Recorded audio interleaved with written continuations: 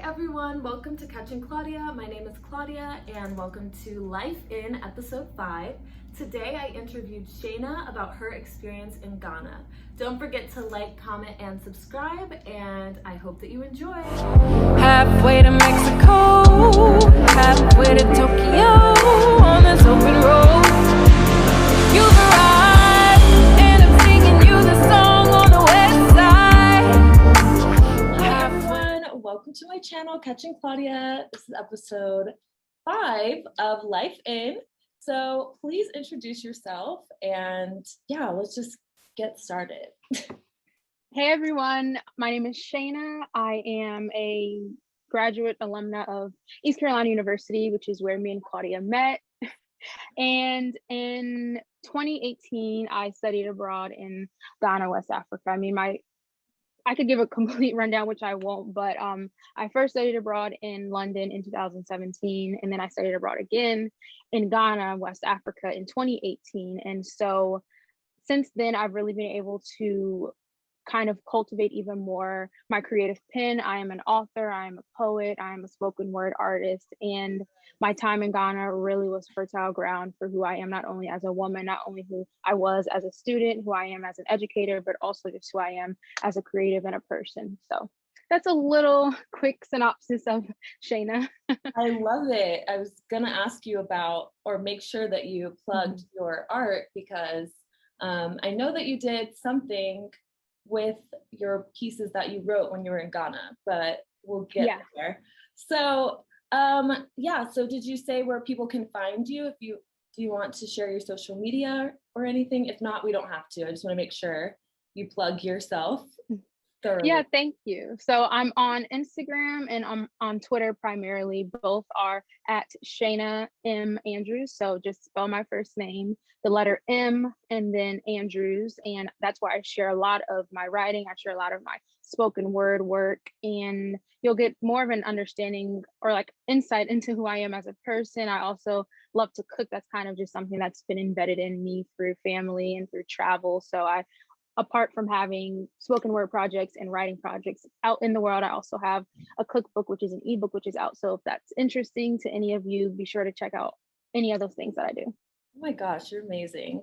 Oh, sorry. I'll put the links in the description, so please check out all of those things. I will make sure to link each one of them. So let's start with, you did mention London, and I totally forgot about that. So what sparked your interest in going abroad in the first place? And you can go all the way back to London if you want, and we can just go from there. Okay, so I was never one of the people who like had a dream college or even like a plan for college. I just knew that I didn't really know what else I was going to do after high school. And so I thought I do enjoy learning, like not the entire, setting and, atmosphere of college is interesting to me, but the fact that I could continue my education, I could hone in on certain skills and even develop more new skills. And so I said, okay, college, that's, a really good option. But I always had a part of my plan while I was in college to study abroad. And I didn't know I was going to study abroad twice. And by the grace of God, it just so happened that I was able to study abroad 2 times. And the first time in 2017, I went to London for 3 weeks in July. So that was a summer opportunity. And that was with 4 English professors at ECU. And it was faculty led. So we all lived in the same flats and we took 2 classes per day. And after that, we had like our group excursions and certain things we had to do. But other than that, we were free to do whatever we wanted. People could leave the country. People could, do whatever they really wanted to. And my, I guess, love for wanting to go to London specifically was just through movies I would watch and something that I don't really talk about a lot, but I think is interesting, just like my desire for like the fresh food and just the certain cuisines that I found, not only like just in London, but for example, in Brixton, which is a primarily Caribbean community. And I'm always looking for where are Black people in every space that I'm in, because the Black diaspora is so huge. We are everywhere. And so I've always wanted to kind of investigate those areas that we may be in and really just immerse myself in cultures that are like me or not. I don't really, as far as I know, have any direct ties to London or the United Kingdom, but I really wanted to go abroad. And for some reason, that love to travel to Great Britain was always a part of my plan. And so that, came to fruition in 2017. So then you said the next year you were able to go to Ghana. So first, tell me about that. Just a little bit about it. What were you doing on the day-to-day basis? And then, we'll just start there and then go from there.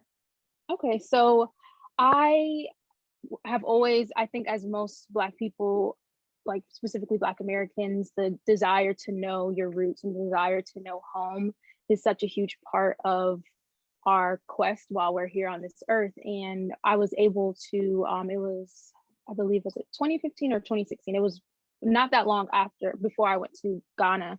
I was able to find out through some genealogy work that some of my aunts were doing on my father's side of the family, that we have ancestral roots in West Africa, primarily Ghana, but then they've also found out about Nigeria and a couple of other countries. But that was really like such an exciting moment for me, because like, okay, I've always wanted to go back to the motherland. I've always wanted to go back to the African continent. But as we all know, there are so many different countries in Africa. And so I was like, this really helps me narrow down the possibilities. And so a part of the program, I had to apply to 3 other countries, but I just knew that I was graced to go to Ghana. And so I was placed at the University of Ghana, which is in Legon, which is Accra, Ghana. And I was on campus. So I had the same experience all 4 years of college. I just love campus living and everything. And so it was really special in Ghana to have that experience in the international student dorm, which was still, now that I think about it, like I'm thinking about like how international students at ECU kind of immersed and, dove into the culture on campus. And I was in that same situation, but it was a really relaxing, freeing, and when I say slow, I just mean like in a positive connotation, slow type of speed and type of time. I still took 5 classes while I was at University of Ghana, which is typically how many I would take at ECU, but I really saw the possibilities open for classes. So I took Twi, which is one of the native languages. It's indigenous to Ghana. I took Ghanaian literature, which I was most excited about because I was reading about authors who either lived in Ghana and they passed away, or even current day authors and writers who live in Ghana or they live in nearby countries such as Senegal, things of that nature. And then I took a short story class, which was another English class, which is kind of just Englishes about, Englishes from literature from Russia and from some other parts of Africa, the United States. So it was kind of like a culmination that what we all would experience at most colleges to get that major core for writing. And then I took a history class, which was about looking at the colonization of Africa. And that was really informing. That was really an eye-opening moment for me to further dive into history through the lens of how do Ghanaian, specifically professors, discuss the relationship that Black people in America versus Black people in that, throughout the African continent have. And lastly, I took I forget the name of the class, but it was a dance class. So it was a traditional dance class. And that is honestly the most intimidating class I've ever taken. I am not a dancer, but it definitely challenged me. It definitely stretched me, but it was fun, all in all. And so most of my days looked like 1 to 2 classes a day. And what was interesting is the classes in Ghana are all 2 hours. Some could be 2 hours and a little bit, like a little over 2 hours. So that's why you'd only meet twice a week. And so I had it was either a 7 or 7:30 a.m. class. And I had it 2 days a week. And so I was just like, I got through it, but it was really, really rough. And Fridays, I made sure that was the only semester in my entire 4 years of college where I didn't have classes on Friday when I was in Ghana. And so I was really happy about that. And the whole experience was just really interesting because I could be like a normal student on campus, but then on Friday, me and my group, we would go out of town. We would go to the completely different region of Ghana. And so I got that study abroad experience, but also that traveling abroad experience. So in short, no day really looked the same. It was full of classes to an extent, but mostly every day was going to a new restaurant or trying something different. And so it was really a diverse experience abroad. That's awesome.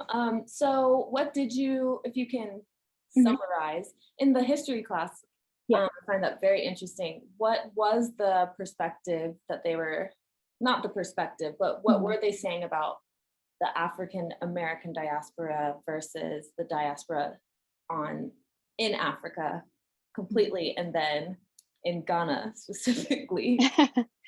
Yeah, I think because I also minored in linguistics at ECU, and I got a certificate to teach English to speakers of other languages. So I'm always looking at the language that is used because that really dictates the mind frame in which we approach situations through the lens which we see life and opportunities and all that type of stuff. And we all know, coming from the Black American perspective, that history is very whitewashed or it's not taught at all.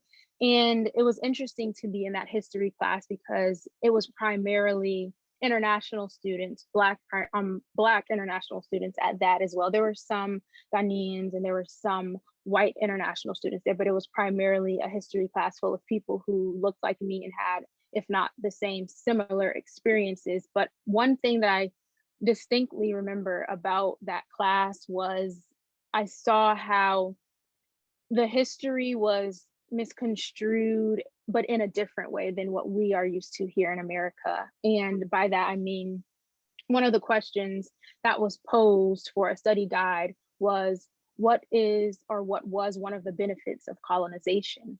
And Hmm. I was in my head, I was like, there are literally, I can give you the negatives to colonization.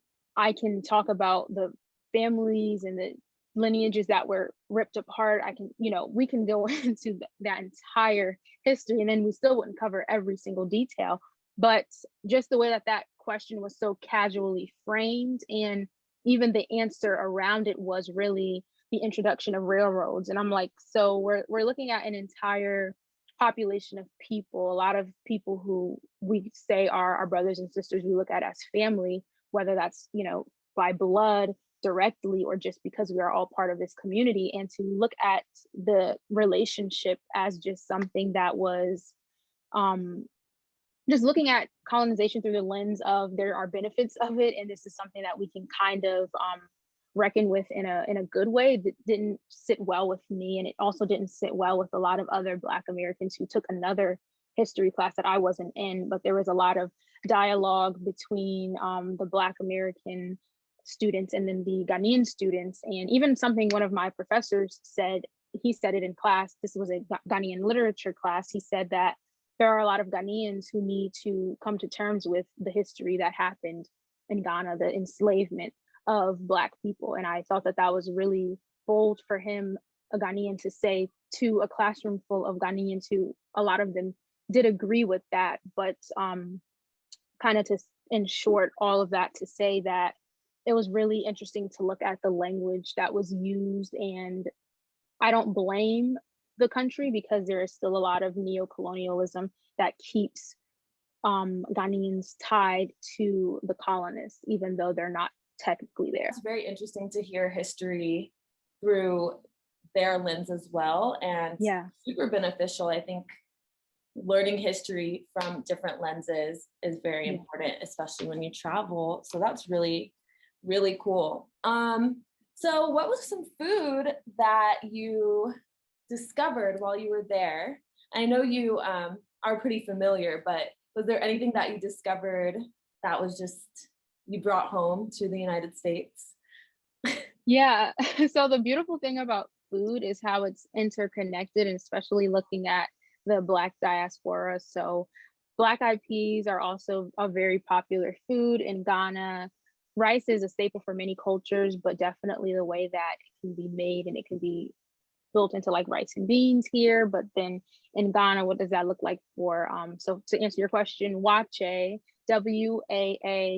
Waakye, is a dish that is a Ghanaian dish consisting of black-eyed peas with rice, and it's really distinct and unique in its red color. And that actually comes from the wache leaf. But I learned like recently, like a couple months ago, here abroad, a lot of times to get that red color, because the wache leaf doesn't grow here, people just add baking soda. And so you season the beans and rice how you normally would, and then you just add some baking soda. And for some reason, I don't know the chemical elements or process of that, but it makes the rice and beans red. And so that's usually served with fish and a little bit of salad. So that was one of the first dishes that I ate and discovered while in Ghana. And I've already heard about jollof before I got to Ghana, but that was my first time having like Ghanaian jollof authentically made, because my first attempt, it was good, but it wasn't really Ghanaian in its true form and nature. And so eating that like every other day was just a dream. And my favorite dish though is red, which really shows the fact that what was in Ghana and what was throughout West Africa, as we call it today, was carried over to the Americas, which were the black-eyed peas. And red is a dish where you can have fried plantains mixed in with the cooked black-eyed peas, and gari, which is kind of it's a powder of pounded yam, but it looks kind of like flour, but it's not. It's called gari, and then you mix that in with onions chopped up and green onions, and some people do avocado. So it can really look differently depending on people's palates. But I will say what's different about Ghanaian eating culture is that people typically eat a really heavy breakfast, because the day can start as early as 5 or 6 a.m. and you can get food literally in your car roadside. You can get these Ghanaian donuts, or people will eat red and dishes like that are really heavy with beans and rice for breakfast and lunch. And then you might have a pretty light dinner. And so that's difficult, that's different from American culture, where a lot of times people are like, I don't even eat breakfast. Breakfast is not even American. And then to think, which is also common in like Caribbean cultures, for people to eat beans and rice as breakfast, but a lot of Americans are like, wait, what do you mean? That's like a lunch or dinner type of meal. So those are just to name a few that I really, really, really enjoyed. That sounds delicious. The red sounds so good. I need to find a restaurant right now. And I forgot to add palm oil is in it. That's what gives it the red color. So palm oil. So let's get into your cookbook a little bit. So did you use some of that influence for your cookbook? Yes. So it's like the culmination of my grandmother, my mother's mother is from North Carolina, born and raised. She moved when she was about 18. And my father, he is originally born and raised also in North Carolina. And so I brought in a lot of Southern inspired recipes as well as Ghanaian inspired recipes. So for example, the plantain pie that is in my cookbook is literally me bringing together the plantain that I fell in love with even more in Ghana. And then my father and grandmother's own recipes, because they both have their own, kind of tying that all together until it's kind of like these two but one cultures kind of merging together for the pie. And then there's also Ghanaian fried rice, which it might sound complicated, but it's pretty simple. It's pretty simple ingredients, and that was directly from the taste that I had and I remembered from Ghana. That's fried rice is really popular there, but then there's also the Ghanaian style, which is different from an Asian style fried rice. And a lot of recipes they either have fish or fish can be added in. Fish is really a staple in Ghana, especially depending on what area, because of the water, because of the sea and the marine life there. Is mackerel is really a prominent food in a lot of dishes, and a lot of fresh fruit and vegetables if people have access to them. I noticed abroad that so I've been to London, so I'll just say I've been to the United Kingdom. I've been to England specifically. I've been to Ghana. I've been to Cote d'Ivoire, which is Ivory Coast, which is a French-speaking country right near Ghana. And I've been to Colombia in South America. And something I noticed throughout all those countries is that to eat fresh food, it's much cheaper than if you were to go to a restaurant or go to McDonald's or something like that. So that's a big difference that I'm like, here in the States, it's like you can pay like what, $5 for a full meal from McDonald's or Burger King, but like to have a really quality, fresh, full meal of fresh produce, it can really get expensive, you know, especially for families. So I incorporated fresh food and all those other things I mentioned to kind of bring all of these different cultures that I've tasted, and even like Asian inspired meals, which I've never been to Asia yet, but just everything that I've tasted, everything that I loved, and put it all together in an easily accessible and affordable cookbook for people. Yeah, the produce thing. Thing, yeah. I was offended once I realized coming back how is unaffordable a word even, but just it's not affordable here. We cannot be healthy. It is an active choice. You have to really plan to eat healthy. Whereas when I was living in Spain, when I tell you, I actually made a video on this, but when I tell you I was a kid in a candy store in that produce section, I was like, 3 tomatoes for 30 cents. Oh my gosh. Like I like this Right.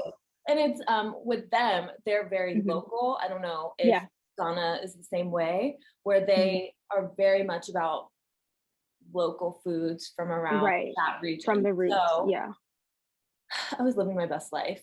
I was same. Like I was having my fruit every day. I was like, let me just go to the grocery store and get some fruit. What do I want today? Whereas here it has been a challenge because I loved the way that I ate there. And it's been more of a challenge. I mean, of course, I will pay what I need to pay, but it's completely different. I mean, a little thing of raspberries, $5. What is that? Right. Like, come on. Especially here in the rural South, it's even more difficult to find those fresh options. So I see why people turn to the fried food, the greasy foods, and it's all, you know, strategic, but it's really awful that it's so much harder for people to eat what is better for them, you know. That's something I've noticed because even our school, it was still in the rural area, but I guess it's more suburban, we'll say that. So even moving to this town, that is something I've very much noticed. It is a challenge to eat healthy when every place is fried food. I mean, I'm like, can I get a salad? You know, something green, something red. I bet, you know, so it is definitely a challenge. And I feel like that is something I completely agree with you that I noticed was so different about our culture. And well, specifically for me, Spain, but just the fact that that has been mentioned in several interviews now. Let's backtrack though to your ancestry test. I feel, or I don't know if you specifically took it, but I think it's also very important. And I know some people have different feelings about submitting their DNA, but I think it's very important for African Americans to be able to name some countries that we have roots in. For me, we also did the same thing, and we found out my mom, well, my whole family, but my grandfather, his is more, I want to say Congolese and Ghanaian, and my grandmother's more Nigerian. So it was like, that's very interesting. Like, yes, because this is something that was taken from us. And I know a lot of people in the Americas feel the same way, that we just don't have that root. And in our culture specifically, you know, with Americans, oh, I'm Italian American, oh, I'm German American. And then we're just like, what?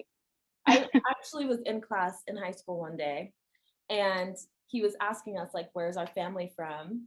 Oh, wow. And was like, Italy, Germany, where's Cuba? I'm like, I literally said black. I was like, like, what do you want? What, I mean, what else can I say? Usually, what is also the answer? Right. So I was like, I think it's something that my family's also planned to do. Well, my mom and I, now that we have that information, it opens us up to a whole new set of cultures that we can not exactly identify with, but at least have that little bit of root and connection in a way that's different than just being like, oh, African American, that's a whole continent. So I think that's really cool that you were able to go there and have and experience your roots. That's so cool. Yeah. Yeah, it was really fun. I enjoyed it. And just one quick note about that, even if people can't necessarily do the test, or they don't have a direct ancestor that they can trace, even just through reading history, a large proportion of Black people come from what was once known the Gold Coast, which is currently Ghana, somewhere in West Africa, because that was right by the water. That was the easiest mode or place of transportation of enslaved human beings. And so, even if a specific country can't be pinpointed, which is wonderful, and I love when that happens, but even when it doesn't, I think there's some type of comfort in knowing that possibly West Africa, but there's just so many resources out there. I also encourage people to just read up on it. I'm even looking at the presence of Black people that were, sent to the Caribbean, that were sent to South America. Like it's really a painful type of history to uncover, but it's also really profound what we can learn through reading about history at the same time. Yeah, I in quarantine, I got very, very, very interested in, I mean, we had so much time on our hands. Right. So very interested in my family's on both sides genealogy, Yeah. because I mean, it's just something you have the stories and what people have said, but we Mhm. don't have that concrete information Right. in the same way that other people do. Yeah. So yeah, finding out, even obviously I knew it was African American, but realizing like, oh, my family might have been on the first boat here, you know, Right.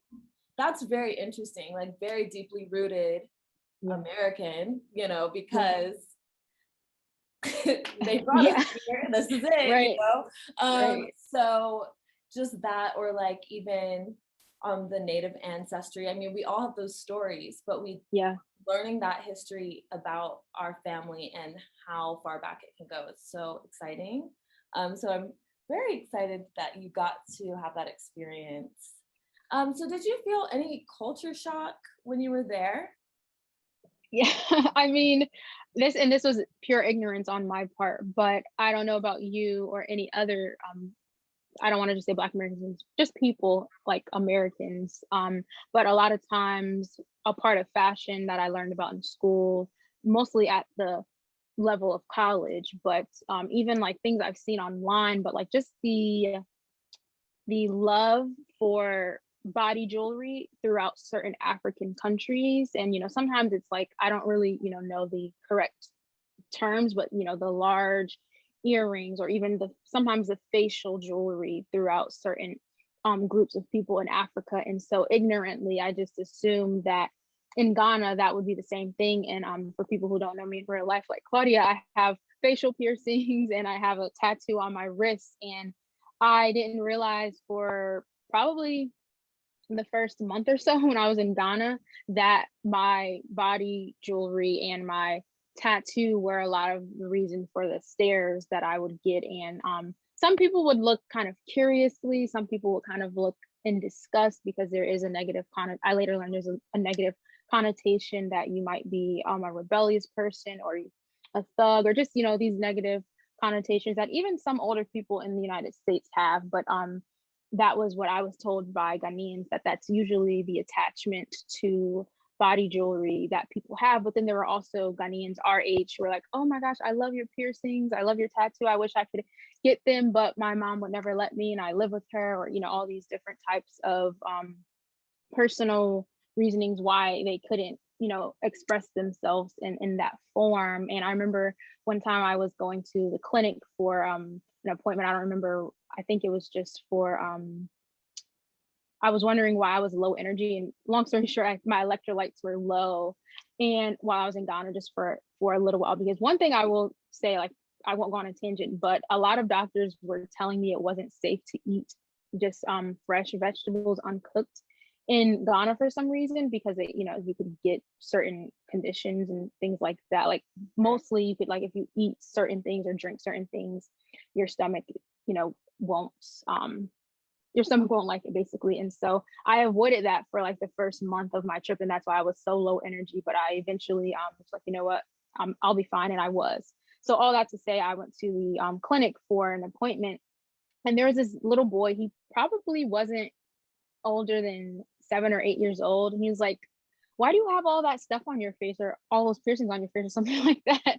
And his mother or whoever was with him, usually in America, a parent would like, kind of like tell their child like, that's rude, don't say that, you don't talk to people like that. But the mother was kind of looking like she was waiting for an answer too. And so I was like, that's interesting. And so that would definitely be the biggest culture shock that I experienced. I didn't realize the opinions that were attached to body jewelry and body piercings. But a friend let me know towards the end of my time there.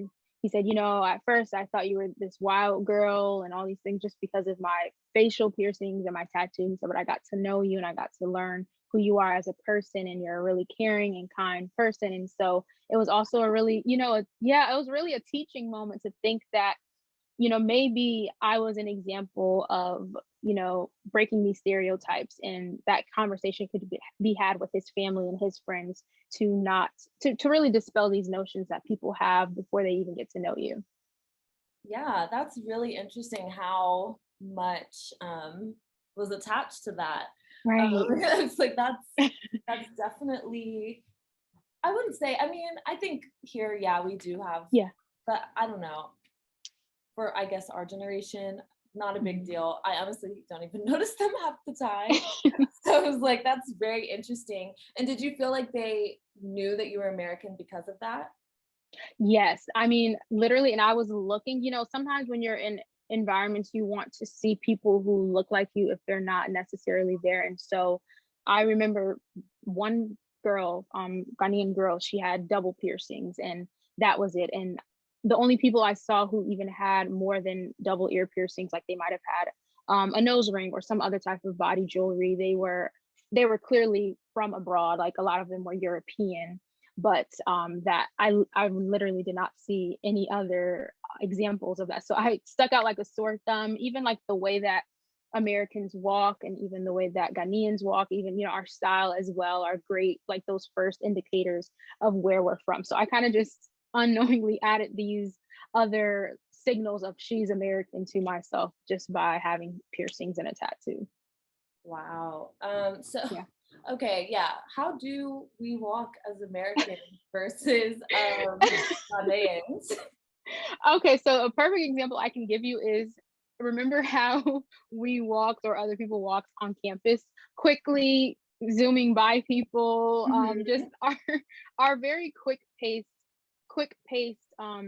nature of walking. It's a lot more lax and chill, like literally, like I said earlier, slower pace in Ghana, down to the walk. Like people are just strolling. Of course, like during rush hours and busy times and traffic, when people are selling you stuff on the street, it's really quick and fast paced. But for the most part, like people walking to class, people walking to get dinner, they're just taking things really slow, and they just have this I don't know, this walk to them that it's like, okay, you're Ghanaian, and okay, you're American. And so it really shows even what's embedded into Americans as, culturally, because of the speed and the quickness and the urgency with the things that we do, the way that we walk, the things that we say, which is just not the case in Ghana. Yeah, that was a shock for me as well. Not the walk, but just Mhm.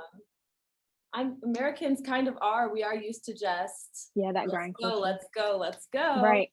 So just kind of being like, oh, when I was relaxing, I was like, I should be doing something. Like, Right. did you ever use Twee with anyone? So that was so intimidating, and I still regret this to this day. I didn't I can do like what is it called? Conversational starters and like very basic and common greetings. I took the TREE class, but it is very much true. Also learning through linguistics. The best way to learn a language is to really just, if you can, immerse yourself in that culture, because oftentimes even what you're taught in the classroom is really a book standard. It's not really how anyone talks. But I was fortunate enough that my instructor did give practical, real world help, but it just didn't stick with me because I didn't practice it as much as would have been necessary for me to be a little bit more comfortable like ordering food or getting from some fresh fruit from the market in Chui. But I was really interested in learning Ghanaian English, which is a whole nother conversation about language, but it's really started off as a culmination of like traders of all sorts, and then people from Ghana. They really needed a way to talk and they didn't have a common language, so it started off as a pidgin and well, a Creole and a pidgin, and then it formed. Now it's an actual full language. So when people say things like broken pidgin or broken Jamaican English, things like that, that's why I don't like to say pidgin, because people don't recognize it as English when it is just English spoken the Ghanaian way. But I was really interested in that, and also, because it's different languages are inside of Ghanaian language, Ghanaian English as well. So I was really, while in Ghana, I was really more quick to listen and hear and try to learn those cool phrases, because there were a lot of people my age who were using Ghanaian English, and they were using other languages like Twi and Ga and Ewe. But I was like, I think English spoken the Ghanaian way is something that I can grasp onto more. But Twi is also another language I would really love to be fluent in one day. So do you plan on going back anytime soon? Or, well, maybe not soon, but anytime? Yeah. So, as so many other people, the pandemic really just shook the world in so many different ways. And so I was hoping that I would have been able to go back last year or even this year, but now I don't really have a set date as far as when I would go. But my plan, and I'll tell this to anyone, I always do, I really would love to live in Ghana permanently, like to move there, relocate there. Those 4 months were the most at peace and happiest and mentally relaxed I've been in my entire 23 years of living. And I attribute that to the culture, to the people, to the food. And I recognize that my experience as a student abroad and then the different privileges that I had made my experience different from what a local's experience would be like.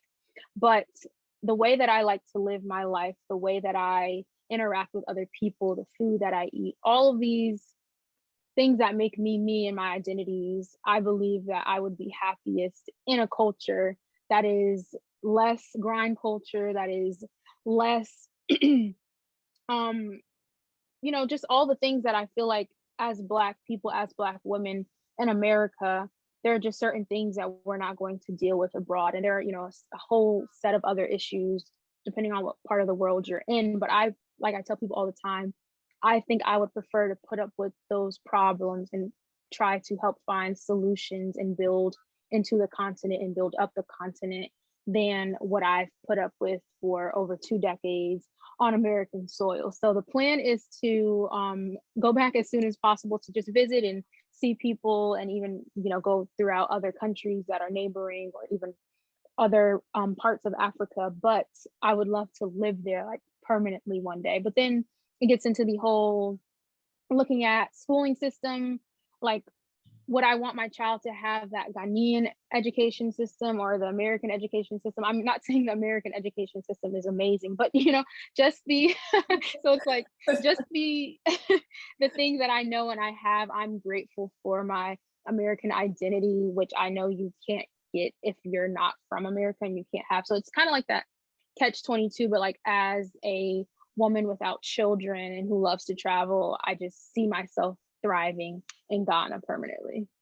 That's awesome. I definitely think you should do that, because it sounds like it was such an amazing experience for you. The best. I don't want to forget, I did say that I would ask you about your pieces that you wrote when you were abroad. So I don't know, obviously I'm not going to ask you to just say anything off of the top of your head, but can you talk about that experience writing, or just what inspired you to put this piece together? And obviously, can you remind me of the name? Yeah. So the album was called, or is called, What I Wrote But Barely Spoke. And that released in 2019. That was after I got back from Ghana. And it was never my intention originally I never had the intent of, okay, while I was in Ghana, I'm writing this album and it'll one day be out. It literally started out as the poems are poems that I literally wrote like just as journal entries or poems in a journal that I kept in Ghana kind of like some of them are most of them are in a little scrapbook that I got in Ghana. It's like basically a traditional cloth print journal, and I put those journal entries in there. I put those poems in there, and they really were just that. I really attribute who I am as a spoken word artist and poet. I go by the pen name Shainah for that, paying homage to Ghana and the Twi language. And I really attribute who I am as a creative today to the time and the experiences that I had in Ghana. And so a lot of that is about me getting to know my roots, getting to know more of myself, me leaving one chapter of my life and entering another. And a big theme through that project is forgiveness. And through that, learning to forgive myself, learning to forgive family, people, in my life in different forms, but also while in Ghana, learning to forgive those before us who colonized our people, those who are still in the places that are practicing neocolonialism. And so I think that was something really, that was a lot to reckon with on the continent, because I could see those neocolonialism, those aspects of it still being, they're prevalent on the continent. Being able to see the way that white people can freely go and travel to Ghana and have this great experience, but how difficult is it for Ghanaians and other Africans to come to America just to visit, or to go to Canada or anywhere else in the world. And so there are so many things that made me angry about the experience that a lot of Ghanaians and other people in Africa, whether that's Nigerian or Senegalese or Ivorian, the list goes on, that their own homeland, it's been stripped from them in certain instances, and how resources that are theirs really aren't owned by them. So it was a lot of forgiving of of many sorts. And that project was really my debut as the spoken word artist that I believe Ghana really made me to be. And that experience was just, as I often say, it was more than just me packing a suitcase and going abroad to study classes. It really changed who I am as a person, and it really strengthened my writing pen. Wow. Well, I'm definitely hoping that people check it out. And again, I will be linking everything in my description. Last question. What is something that you would say to someone who is thinking about living abroad in Ghana specifically? I would say go in with the, how can I put this into a quick phrase? I would just say go in with the mindset of whether you are Black or not, you are entering someone else's home. You are entering territory that, especially if it's your first time, you've never been to. You're a guest. Like you even said earlier, how we are a guest when we travel, and we are guests. And to be mindful of the attitudes and the stereotypes that we bring. And it was really disheartening in 2018 to see that there were people of all backgrounds who just had such negative, harsh opinions about the entire continent of Africa, not even recognizing the different countries, and not recognizing the beauty of the people of the land, the advancements, the intellect, the creativity, the diversity. So anything that you've had with that's been taught to you, or you just believe on your own, basically any type of whitewashed history or opinions about the people of Ghana, just wipe those from your memory. If you're one of those people who like to research before you go places like I do your research, do some reading, talk to people from the country, from the land, but respect the land. And if it's not an experience that you think is for you, that's great. There are people who've gone there and they've really talked about how they don't really like how in certain areas there isn't running water, there isn't hot water. I mean, these are things that you'll know if you read or if you talk to people or watch videos. And really to just go in with an open mindset. It's a beautiful country. I get it. Everyone's not going to want to live there, but I really think that, especially for Black people, you will really experience that connectedness once you are there. It's truly the motherland, and it's warm, it's loving, and just go with love, go with an open heart, and go wanting to add more to the country than was there before you got there. That is wonderful. Well, thank you so much for coming on to my channel. Thank you. This is amazing. This is very insightful. So it's definitely made me way more interested in traveling to Ghana. So thank you. Yeah, I'm a Ghana ambassador. So any questions anybody may have, feel free to hit me up, and I would love to just help you get your trip to Ghana. Thank you so much for watching. I hope that you enjoyed the video. If you want to be interviewed, please email me at catchingclaudia@gmail.com. I would love to interview you about your experiences as well. Also, again, don't forget to like, comment, and subscribe, and I'll see you next time. Bye. Halfway to Mexico, halfway to Tokyo, on this open road. You've